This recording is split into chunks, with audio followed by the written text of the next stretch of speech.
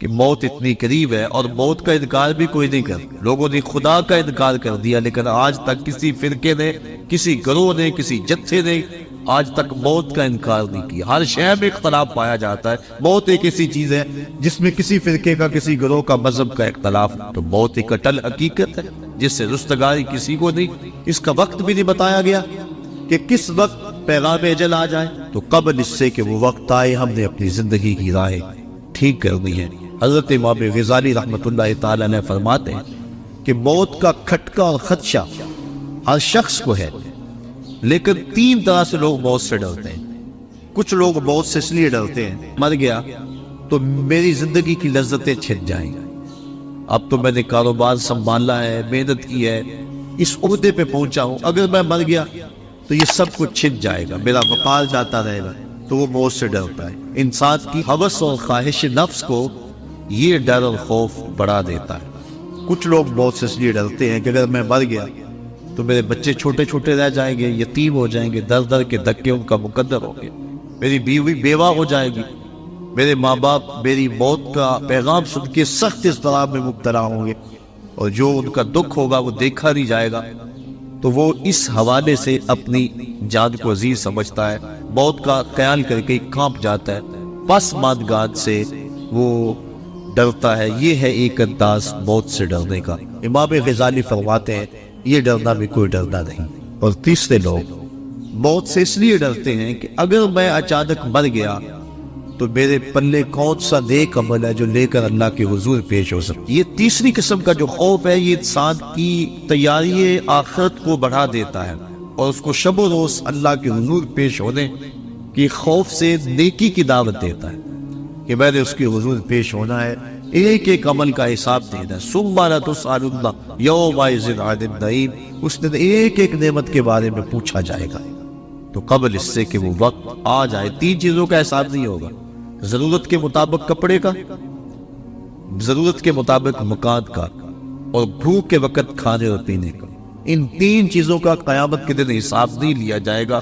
اس کے علاوہ زندگی میں جتنی بھی ہمیں نعمتیں دی گئی ہیں ان کا حساب لیا جائے گا. اور قرآن مجید کی یہ نص موجود ہے: ثم لتسألن یومئذ عن النعیم. اس دن ایک ایک نعمت کے بارے میں بندے سے سوال کیا جائے گا. آج ہم جو کچھ کر رہے ہیں سب کچھ لکھا جا رہا ہے، کرامت کاتبین بیٹھے ہوئے، ہمارا نامہ اعمال تیار ہو رہا ہے. ہم بھولے ہوئے لیکن وہ نہیں بھولے، وہ غفلت نہیں کرتے، ایک ایک چیز لکھ رہے ہیں. قیامت کے دن جب سب کچھ سامنے آئے گا تو اس وقت انسان جب نامہ اعمال دیکھے گا پھر حیران ہوگا اور کہے گا ما لہذا الکتاب لا یغادر صغیرۃ ولا کبیرۃ الا احصاها. اس کتاب کو کیا ہو گیا، اس نے چھوٹی بڑی کوئی چیز نہ چھوڑی، سب کچھ لکھ دیا. اس دن پھر سخت پچھتائے گا، لیکن اس دن پچھتانے سے کچھ حاصل نہیں ہوگا. وقت پر کافی ہے ایک قطرہ بھی آب خوش ہنگام کا، جل گیا جب کھیت برسا بھی تو پھر کس کام کا. آج اگر ہم پچھتا لیں تو آج توبہ بھی کر سکتے ہیں، جب توبہ کر لیں گے تو بعد قبل کے گناہ دھل جائیں. اور اگر ہم غفلت میں زندگی گزار دیتے ہیں تو کل قیامت کے دن انسان کو سخت پچھتاوا ہوگا. اور پھر اچانک موت پتہ ہی نہیں ہے، بندہ اپنی توبہ کو مؤخر کرتا رہتا ہے. اس کو کہتے ہیں طول عمل، مؤخر کرتا ہے. تبھی میری بڑی زندگی پڑی ہے. بعض وقت کسی کو کہے نا نیکی کی دعوت ہے، وہ کہتا ہے جناب بس میں ریٹائرمنٹ لے لوں، اس کے بعد انشاءاللہ میں نے بچوں کی شادیاں کرنی ہیں، پھر حج کرنا ہے، پھر میں ہوگا اور مسجد ہوگا. یہ اس طرح بات کر رہا ہے جس طرح سب کچھ اس کے ہاتھ میں ہو، جس طرح سب کچھ اس کے قبضہ اختیار میں ہو.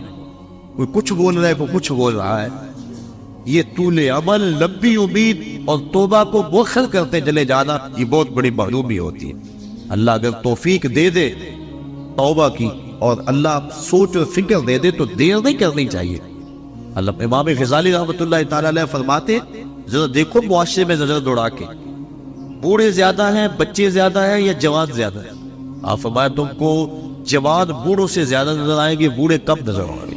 کسی بھی مجلس میں آپ تجزیہ کر کے دیکھ لیں. فرمایا اس لیے کہ بڑھاپے تک کوئی پہنچتا ہے، زیادہ جوانی میں فوت ہو جاتا. پھر فرمایا اب جوانوں اور بچوں کا اندازہ کر کے دیکھ لو، کسی گھر میں کسی محفل میں دیکھ لو کہ بچوں کی تعداد زیادہ ہوگی، نوجوان کم ہوں گے. اس کا مطلب یہ ہوا کہ لوگ زیادہ بچپن میں فوت ہو جاتے ہیں، جوانی تک کم پہنچتے ہیں. تو انسان عمر کے اس حصے تک توبہ کو مؤخر کرتا ہے جہاں تک جانا انتہائی مشکل ہے، اور پھر اس وقت اگر پہنچ بھی گیا جب اعضاء میں توازن نہ رہا، عناصر میں اعتدال نہ رہا، چلنے پھرنے کے قابل نہ رہا، تو پھر کیا عبادت کرے گا؟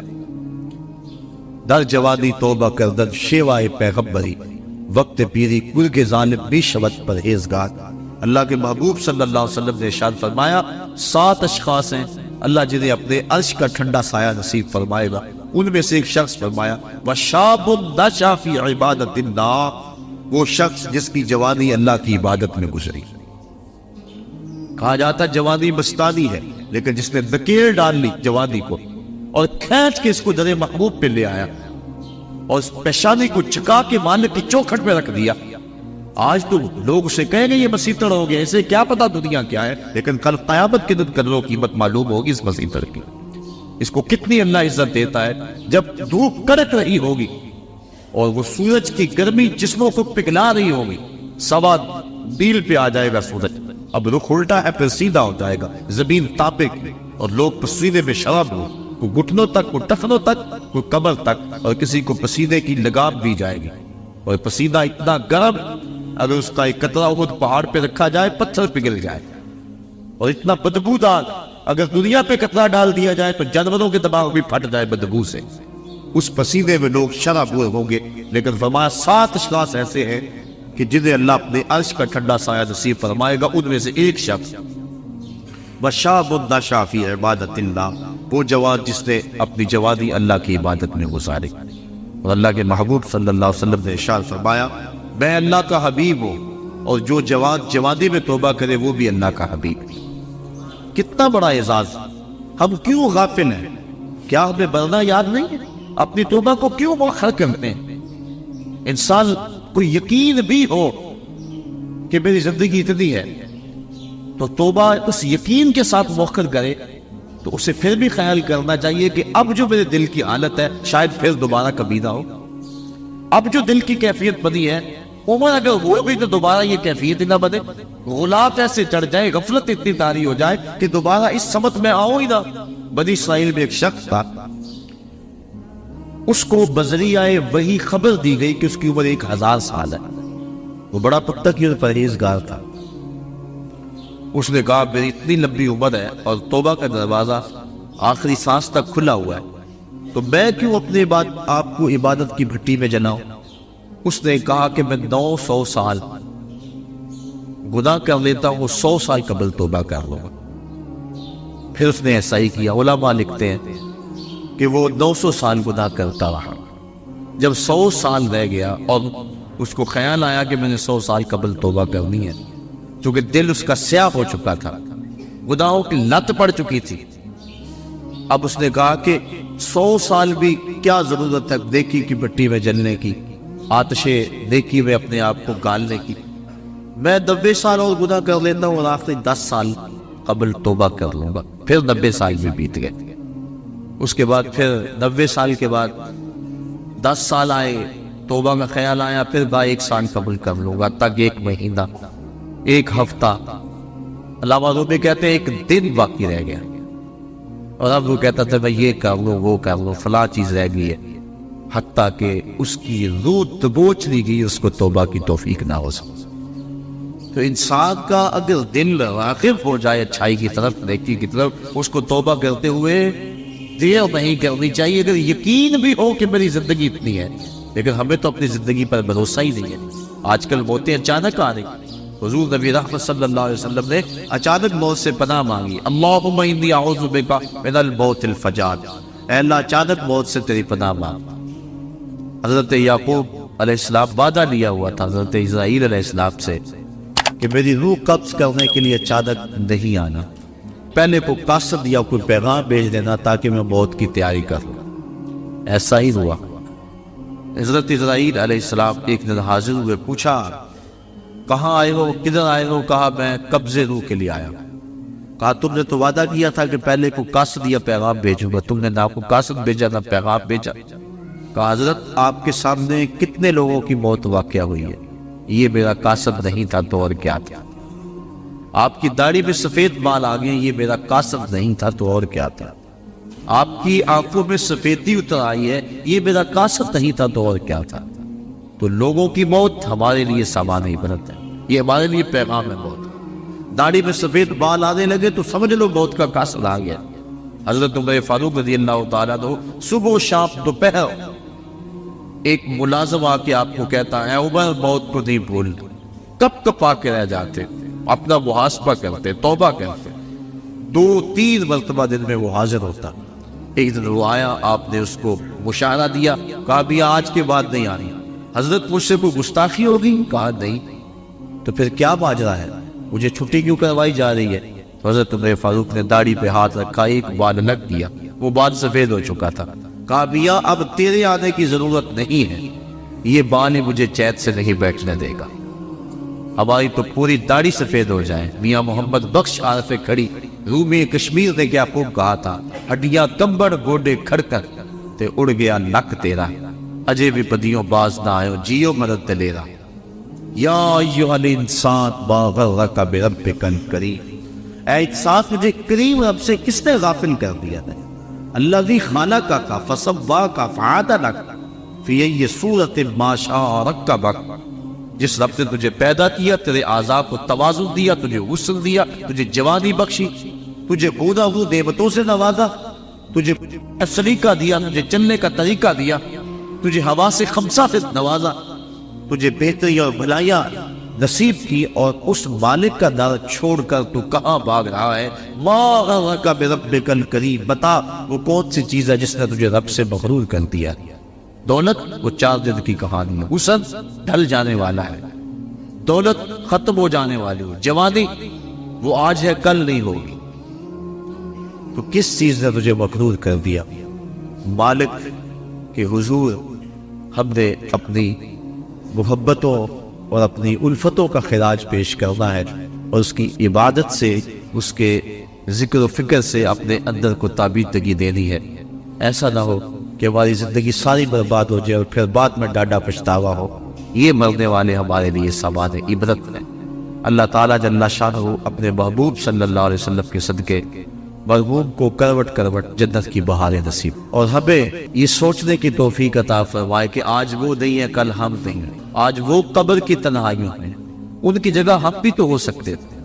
حضرت امام غزالی فرماتے ہیں اللہ نے مرنے والوں کے ذریعے سے جو پسماندگان ہیں ان پر احسان۔ پوچھا گیا وہ احسان کیسے؟ وہ تو بیچارے دکھ میں مبتلا ہے، جن کا بھائی بچھڑ گیا، جن کا بیٹا بچھڑ گیا، جن کا باپ بچھڑ گیا، وہ تو دکھ میں ہیں۔ آپ کہتے ہیں احسان ہوا؟ فرمایا وہ اس اعتبار سے کہ اس کی موت کو ان سب کے لیے عبرت بنا دیا گیا، اور اس کی موت کو دیکھ کر یہ توبہ کر لیں، اپنے معاملات حیات درست کر لیں اور آخرت کی تیاری کر لیں۔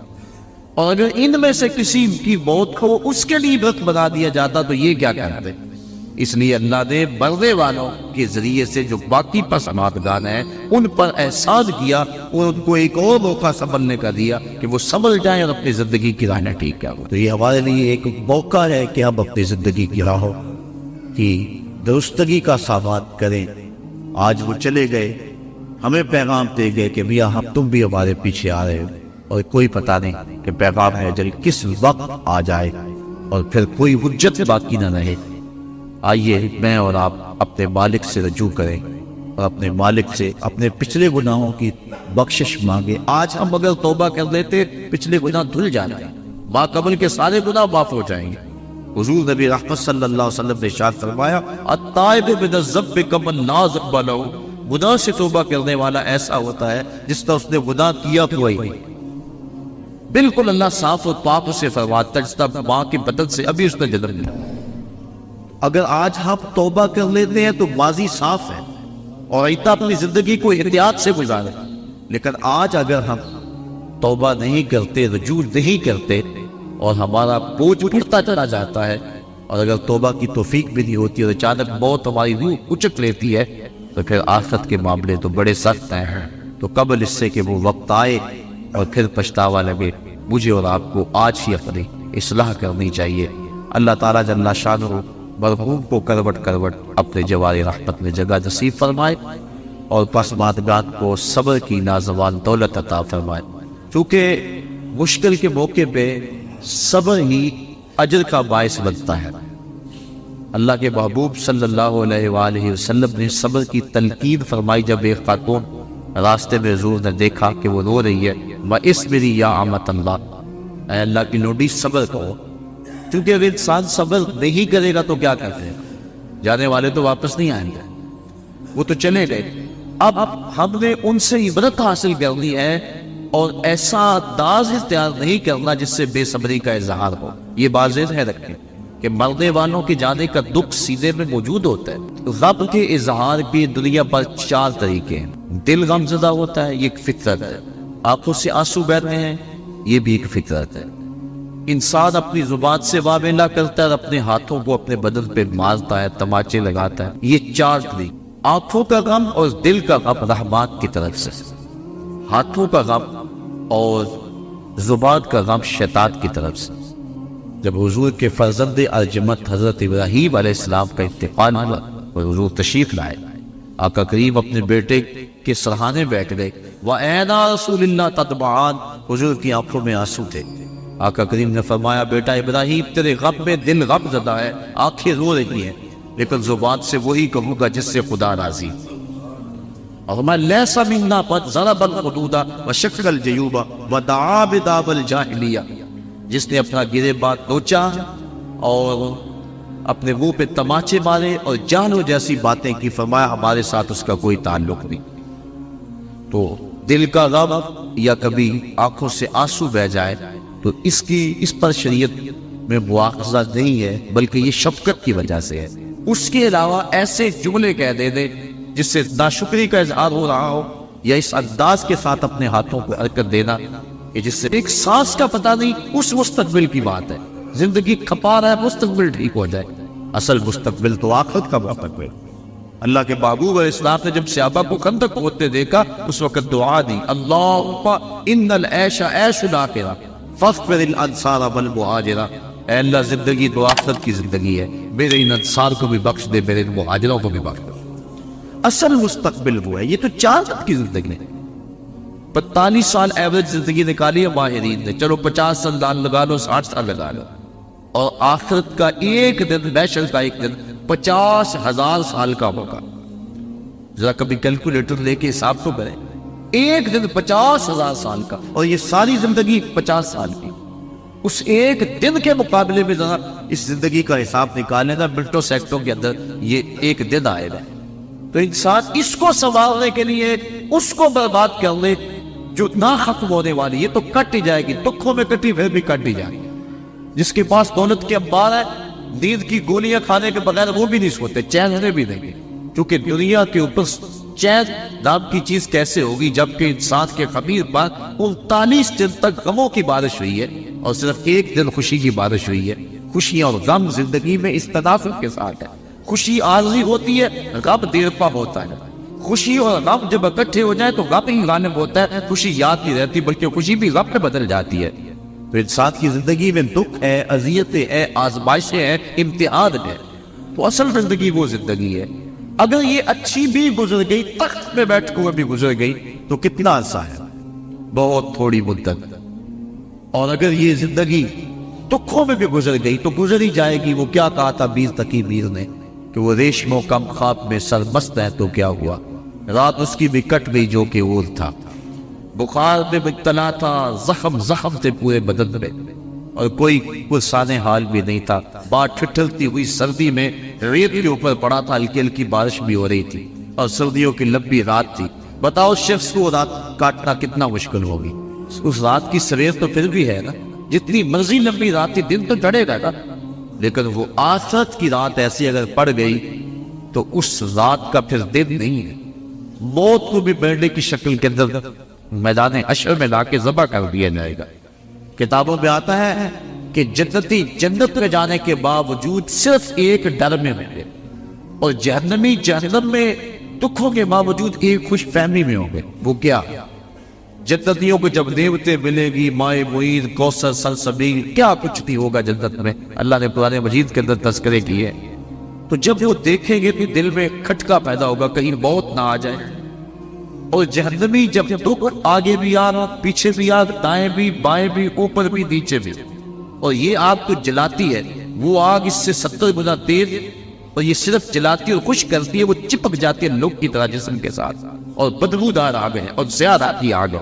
اس آگ میں جب جسم بھی بڑا کر دیا جائے گا تاکہ یہ عذاب زیادہ اس کو ہو، 70 گز موٹی کھال بنا دی جائے گی، اور اللہ قرآن مجید میں فرماتا ہے جب کھال جل جائے گی تو ہم اس کی جگہ نئی کھال بدل دیں گے تاکہ یہ عذاب کی تکلیف سہے۔ اس نے دنیا کے اندر میرے حکموں کو توڑا اور میرے حکموں کی پرواہ نہ کی، اس کو زندگی میں نے دی، اس کو عزت میں نے دی، اس کی آنکھوں میں نور میں نے رکھا، اس کی زبان کو بولنے کا سلیقہ میں نے دیا، اس کی ٹانگوں کو چلنے کا طریقہ میں نے دیا، اس کو سانسیں میں نے دی، اس کے لیے سبزے زمین سے میں نے اگائے، اس کے لیے پانی آسمان سے میں نے برسایا، اس کے لیے میں نے کیا پچھلا کیا، کہیں سورج خدمت میں لگا ہے، کبھی چاند خدمت میں لگا ہے، کہیں جانور بار برداری کے لیے، کہیں سواری کے لیے ہے، اتنا کچھ اس کے لیے میں نے پیدا کر دیا، اس کو سجدہ کرتا دوبارہ دیکھتا کتنا متکبر میں اور کتنا مغرور ہو گیا دنیا پہ جا کے، اپنے رب کو بھول گیا۔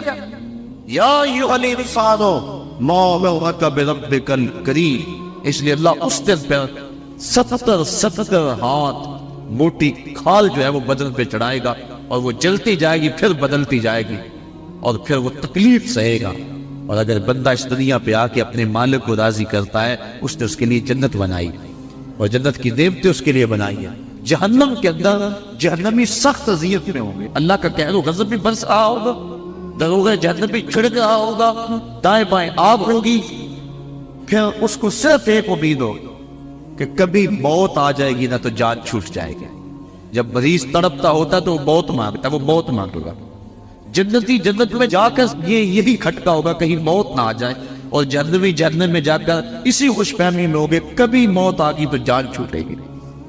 پھر اللہ تعالیٰ حشر کے میدان میں لائے گا موت کو ایک مینڈے کی شکل میں، حضرت یحییٰ علیہ السلام کے ہاتھوں میں چھری دے گا، اور جنتی جنت سے اور جہنمی جہنم سے لمبی لمبی گردنیں نکال کے دیکھیں گے، اور پھر ان کے سامنے موت کو ذبح کر دیا جائے گا۔ پھر جنتی ابدی طور پہ خوش ہو جائیں گے، اور جہنمیوں کی حسرت اور بڑھ جائے گی، اب تو موت کو بھی موت آ گئی، اب تو مریں گے بھی نہیں۔ تو وہ رات لمبی ہے، اگر پڑ گئی تو سخت اضطراب، اس لیے یہ تھوڑی سی زندگی دکھ میں بھی گزر گئی، سولی کے تڑکے میں گزر گئی، گزر ہی جائے گی، لیکن وہ زندگی ختم نہیں ہونے پائے گی۔ وہ ایسی شب ہے جس کا سویر کوئی نہیں، وہ ایسی شب ہے جس کی سحر کوئی نہیں۔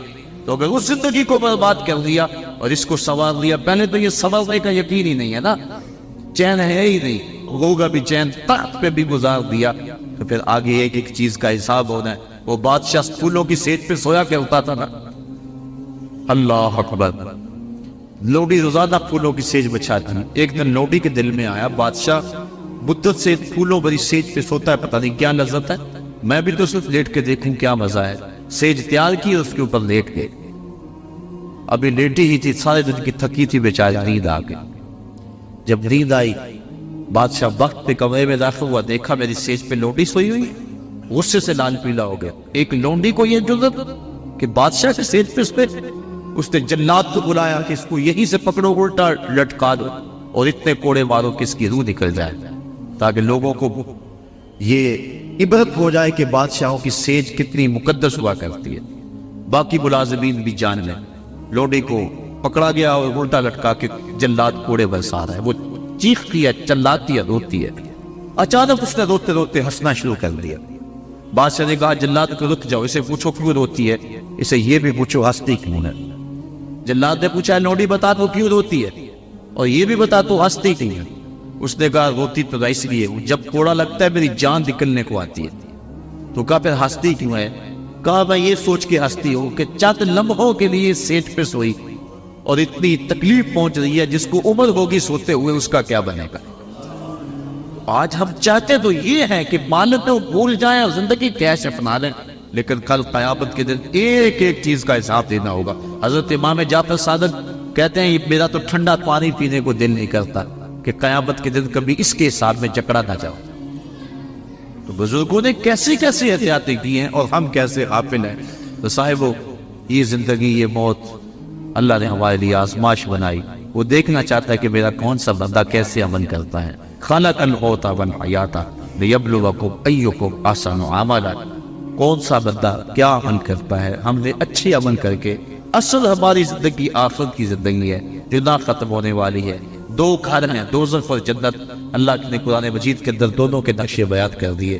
ہمیں راہیں دے دی، ہمارے اعضاء کو دونوں راستوں میں چلنے کی شکل دے دی اور پھر اختیار دے دیا، چاہے ادھر چلو چاہے ادھر چلو. اب ہم نے سیدھی راہوں پہ سفر کر کے اپنے مالک کی رضا حاصل کرنی ہے. دنیا داروں سے تو مانگے تو ناراض ہوتے ہیں، اللہ سے نہ مانگے تو ناراض ہوتا ہے. دنیا داروں سے مانگنا ہو تو وقت دیکھنا پڑتا ہے کہ اب صاحب سوئے ہوئے، ابھی بیدار ہوئے ہیں، اب اگر مانگا تو ابھی مزاج میں چڑچڑا پن ہوگا. ابھی کل مانگا تھا، اب دوبارہ کچھ وقفہ پڑھ لینا چاہیے. تو دنیا داروں سے مانگنے کے لیے وقت چاہیے، دنیا داروں سے مانگنے کے لیے ان کا مزاج دیکھنا پڑتا ہے، ان کے لہجے اور ان کی زبان اور ان کی بولی میں بولنا پڑتا ہے. لیکن مالک سے صبح مانگو پھر بھی دیتا ہے، دوپہر کو مانگو پھر بھی دیتا ہے، شام کو مانگو پھر بھی دیتا ہے. سحری کے وقت اٹھ کے کنڈا کھڑکاؤ، در رحمت کھلا پاؤ گے. اردو میں مانگو، عربی میں مانگو، سندھی میں مانگو، پشتو میں مانگو، نظم میں مانگو، نثر میں مانگو. نہیں مانگنا آتا یوں ہی ہاتھ پھیلا دو. اس کی رحمت کے دروازے کھلے ہیں. اس سے اپنے لیے مانگو پھر بھی دے گا، اوروں کے لیے مانگو پھر بھی دے گا. مانگا ہے پھر دوبارہ مانگنے کھڑے ہو جاؤ، پھر عطا کرے گا. تو مالک سے مانگتے رہنا ہی بندے کے لیے اعزاز و افتخار ہے. اور مالک کی شان یہ ہے کہ اس کے خزانوں میں کمی نہیں آتی. وہ دنیا کو نواز دے، اس کے خزانوں میں کوئی کمی نہیں.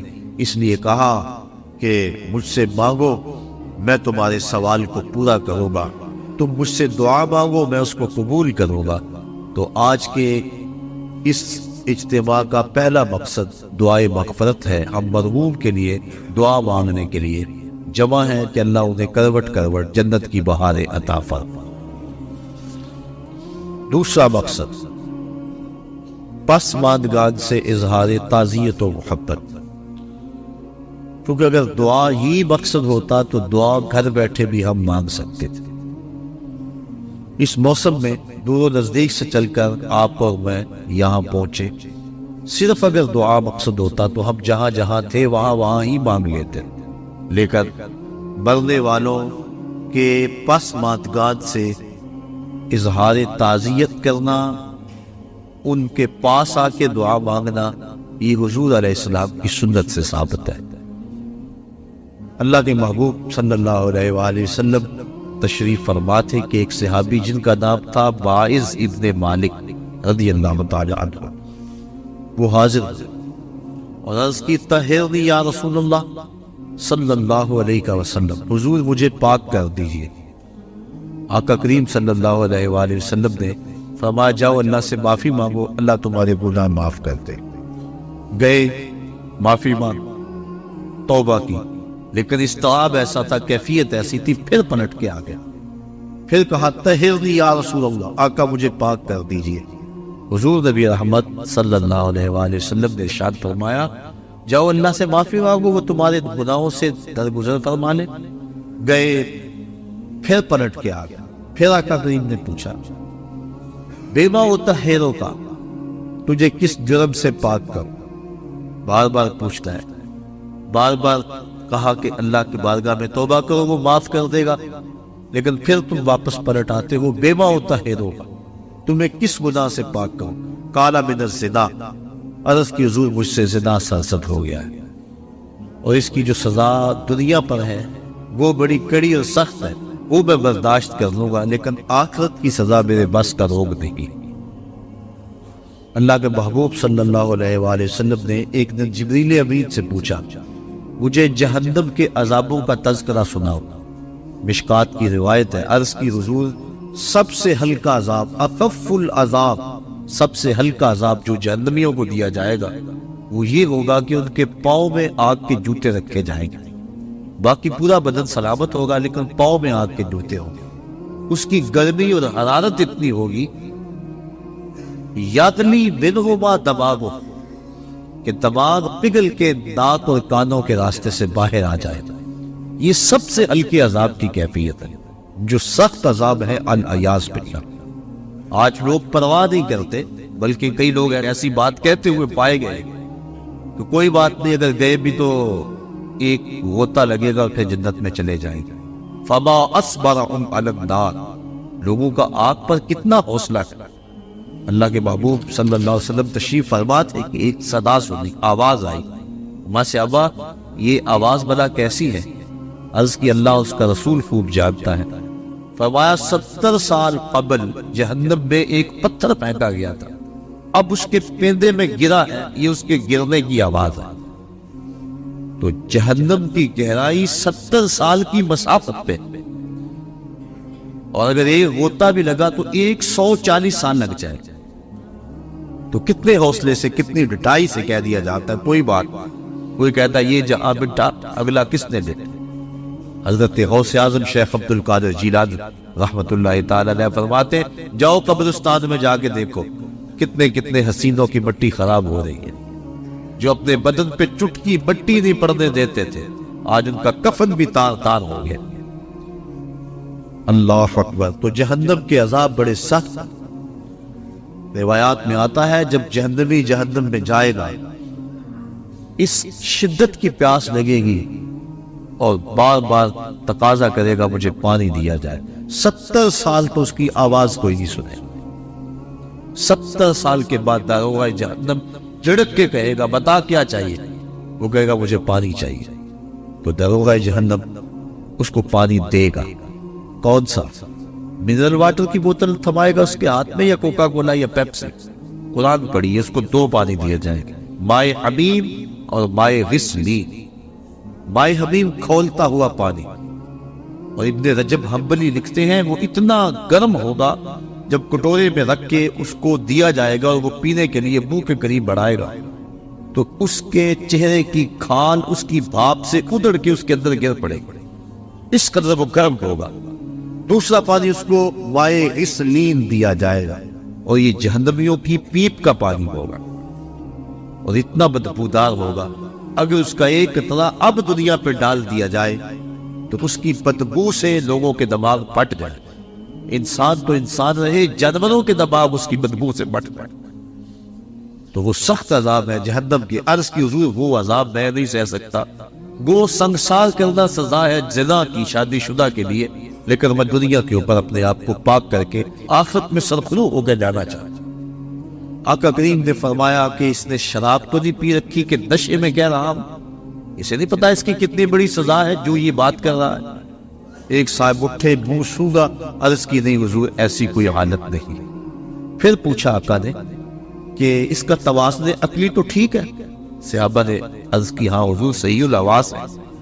اتنے میں وہ 4 مرتبہ بار بار اقرار کر چکے کہ حضور میں نے زنا کر لیا اور میں شادی شدہ ہوں۔ آقا کریم نے فرمایا باعث ابن مالک کو سنسار کر دیا گیا، سنسار کر دیا گیا۔ جب ان کو پتھر مارے جا رہے تھے، ایک روایت کے لفظ ہیں کہ حضور مسجد نبوی میں سخت اضطراب میں مبتلا تھے، آنکھوں میں آنسو، کبھی کھڑے ہو جاتے ہیں کبھی بیٹھ جاتے ہیں۔ کسی نے پوچھا بندہ نواز خود ہی تو حکم دیا اور خود ہی رو رہے ہو؟ کہا وہ میرا عدل تھا، یہ میری محبت۔ اب انہیں جب سنسار کر دیا گیا، حضور ان کا جنازہ پڑھانے کے لیے نکلے۔ کسی نے تحقیرانہ لہجے میں کہا نو باعث نے زنا کیا تھا، بس آقا کریم کے چہرے پہ سرخیاں دوڑنے لگی، غصے میں آ گئی۔ میں خبردار اگر کسی نے میرے باعث پہ بات کی، میرے باعث نے ایسی سچی توبہ کی ہے اگر روئے زمین کے تمام مسلمانوں میں تقسیم کر دی جائے سب کی مغفرت ہو جائے، کہ اس نے اپنے آپ کو حد شرع کے لیے خود پیش کیا۔ اور جب کوئی شخص اپنے آپ کے اوپر حد شرع کا نفاذ کروا لیتا ہے وہ ایسے پاک ہو جاتا ہے جیسے ابھی ماں کے پیٹ سے اس نے جنم لیا۔ اب حضرت ماعز ابن مالک کا جنازہ حضور نے خود پڑھایا۔ ان کی وفات کا دوسرا دن تھا یا تیسرا دن، راوی کو شک ہے کہ دوسرا دن تھا یا تیسرا دن۔ اللہ کے محبوب صلی اللہ علیہ وآلہ وسلم ان کے گھر تشریف لے گئے۔ جب حضور تشریف لے گئے، حدیث کے لفظ ہیں وَهُمْ جُلُوسٌ، جب حضور گئے تو وہاں کافی لوگ صحابہ بیٹھے ہوئے۔ آقا کریم نے ارشاد فرمایا اپنے بھائی ماعز کے لیے مغفرت کی دعا کرو۔ اگر دعا ہی مقصود ہوتی تو وہ گھر بیٹھے بھی ہو سکتی تھی، اگر دعا ہی مقصود تھی تو وہ حجرہ عائشہ میں بھی ہو سکتی تھی، وہ ستون تہجد کے پاس بھی ہو سکتی تھی، وہ مسجد نبوی میں بھی ہو سکتی تھی۔ نماز کے بعد اجتماع میں دعا کی جا سکتی تھی، پھر نماز جنازہ خود دعا ہے۔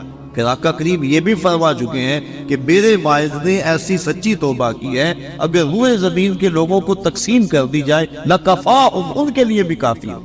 تو پھر حضور کے ہر دعا مانگنے کے لیے کیوں گئے؟ تاکہ پسماندگان سے اظہار تعزیت و محبت ہو جائے. اور جس کے گھر میں حضور گئے ہوں گے کوئی دکھڑا رہا ہوگا، وہ کیا کسی نے کہا کہ یہ الگ بات ہے کہ تم آئے ہو تو کوئی نہیں، ورنہ درد تو یہاں ہزار رہتے. تو جب حضور گئے ہوں گے دکھڑے دور ہو گئے ہوں گے تو پسماندگان کے ہاں جا کے تعزیت کرنا، ان کے دکھوں کو کم کرنا ہوتا ہے. تو ایسی محافل کا دوسرا مقصد اور منتہا یہ ہے کہ ہم پسماندگان سے اظہار تعزیت کریں. پہلا مقصد دعائے مغفرت جس کا تعلق مرنے والے کی ذات سے، دوسرا مقصد پسماندگان سے اظہار تعزیت و محبت، اور تیسرا مقصد میں اور آپ اپنی ذات کے لیے عبرت اور فکر لے کے جائیں کہ آج وہ ہمارے اندر نہیں. ایک وقت ہمارے اوپر بھی آنے والا ہے کہ ہم بھی قبر کی تنہائیوں میں ہوں گے اور لوگ ہمارے لیے جمع ہو رہے ہیں.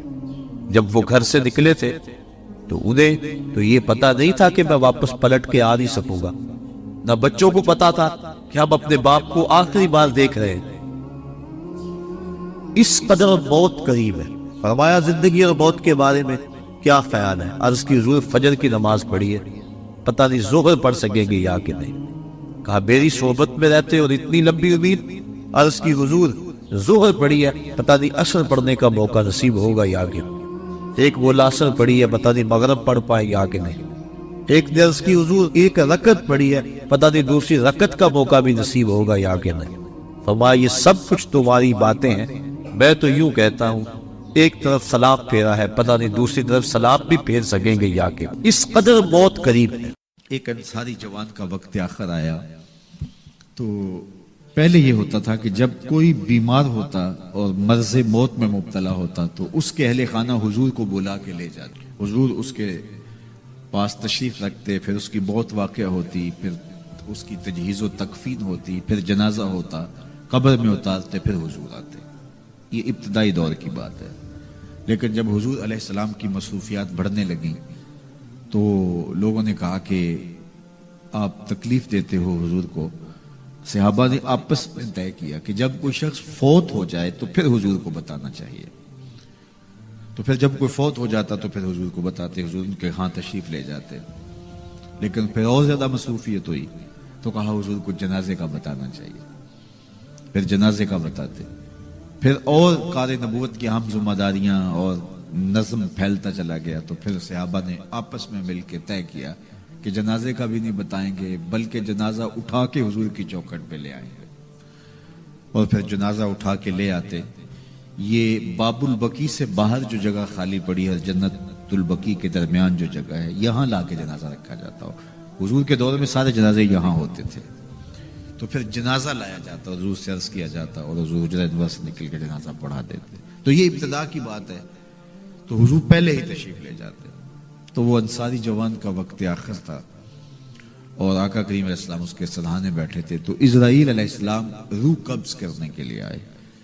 روح جب قبض کرتا ہے ملک الموت تو وہ پاؤں کی جانب سے روح کو قبض کرنا شروع کرتا ہے. تو جب اس نے پاؤں سے اپنا کام کرنا شروع کیا تو حضور نے فرمایا اے اسرائیل ذرا نرمی کرنا، یہ میرا غلام ہے. تو اسرائیل نے جو جواب دیا، میرے والد گرامی جب یہ حدیث بیان کرتے تھے تو ان کے آنسو نہیں تھمتے تھے. تو اسرائیل نے جو جواب دیا وہ کیا تھا؟ کرے عینک کا، حضور آپ کی آنکھیں ٹھنڈی ہو جائیں، حضور آپ کی آنکھیں ٹھنڈی ہو جائیں. صرف اس کے ساتھ نہیں، آپ کا جو بھی غلام ہوگا اس کے ساتھ نرمی کروں گا، اس کے ساتھ نرمی کروں گا. تو حضور کا رخ انور اس وقت اگر نصیب ہو جائے، اس وقت حضور کے چہرے کی زیارت نصیب ہو جائے تو مجھے بتائیے کہ پھر تو زندگی کی جستجو ہی کامیاب ہوگی.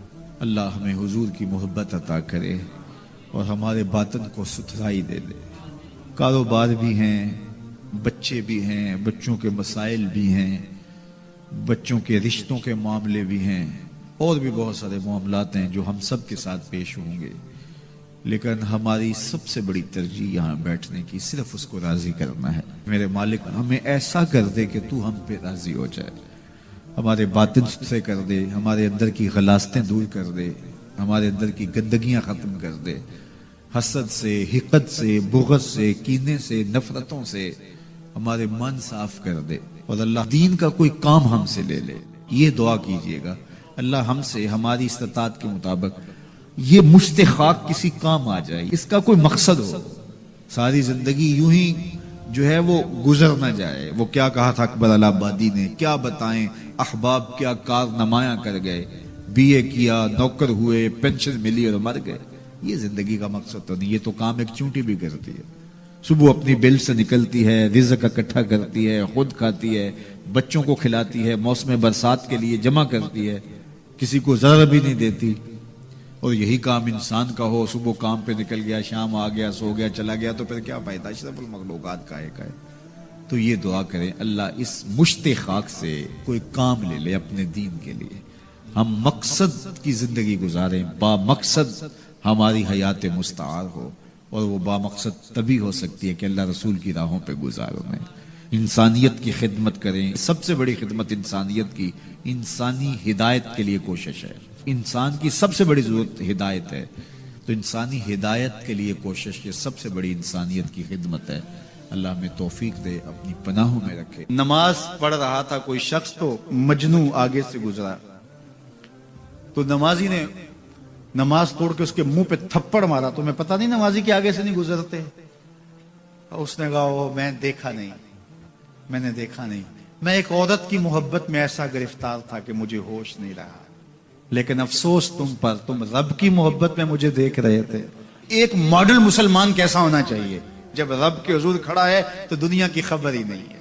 سید علی المرتضیٰ کے بدن میں تیر پیوست ہو جاتا ہے، نماز میں کھڑے ہوتے ہیں تو یوں تیر نکال لیا جاتا ہے، آپ کو بعد میں پتا چلتا ہے کہ میرے بدن سے تیر نکالا گیا ہے. یہ ہے عبادت میں خشوع. جب اس کے ہو گئے، محویت کا یہ عالم ہے کہ اسی کے ہو گئے، کسی غیر کی طرف خیال بھی نہیں گیا. کسی اور کی طرف دیکھیں کیوں، کسی اور کی طرف تکیں کیوں، جب نظارے اس کے ہیں نگاہوں میں، جب خیال اس کے ہیں. نماز ہے تو محویت، اپنی عصمت کا جوہر ہے تو اس کے گرد پہرے بٹھائے ہیں. مجال ہے کہ عصمت کے جوہر کو داغ بھی لگنے پائے، مجال ہے کہ خیال بھٹکنے بھی پائے، سوچوں میں آوارگی آنے پائے. یہ خیال جب جمع ہوا ہے کہ میرا اللہ مجھے دیکھ رہا ہے، پھر بند کوٹڑی میں بھی جرم نہیں ہوتا. آپ نہیں دیکھتے کہ سارے دروازے بند کر کے بت کے اوپر موٹا کھیس ڈال کے زلیخا بولتی ہے تلک یوسف آ جاؤ نا، اب تو کوئی نہیں دیکھ رہا. کالا معاذ اللہ.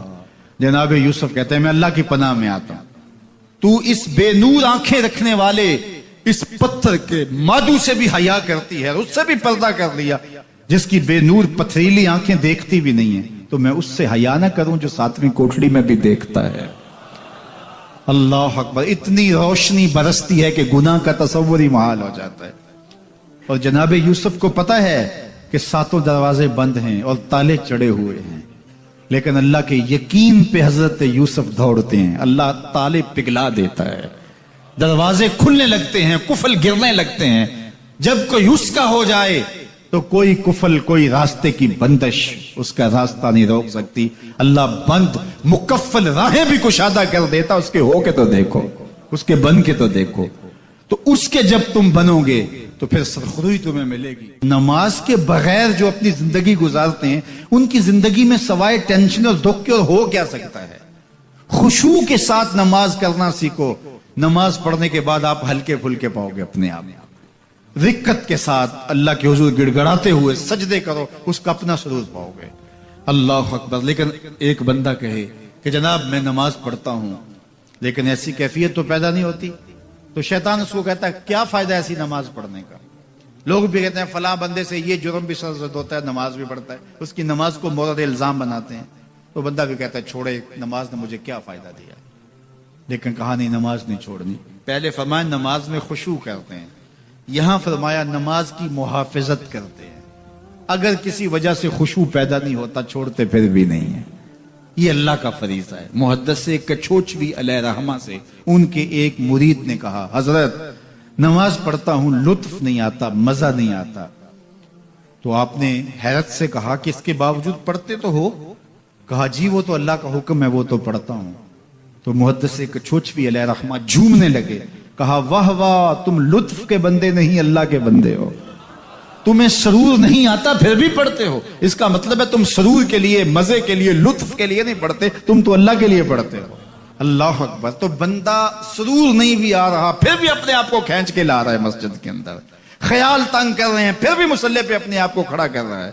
سوچے اس کو آوارہ پتے کی طرح کبھی ادھر پھینکتی ہیں لیکن پھر بھی وہ کھڑا ہوا ہے کہ میں نماز پوری کر کے جانی ہے، بار بار کبھی بھولتا ہے لیکن پھر دوبارہ نیت مان کے کھڑا ہو جاتا ہے، نہیں میں پوری کر کے جانی ہے۔ یہ کیوں کرتا ہے؟ میرے اللہ کا حکم ہے۔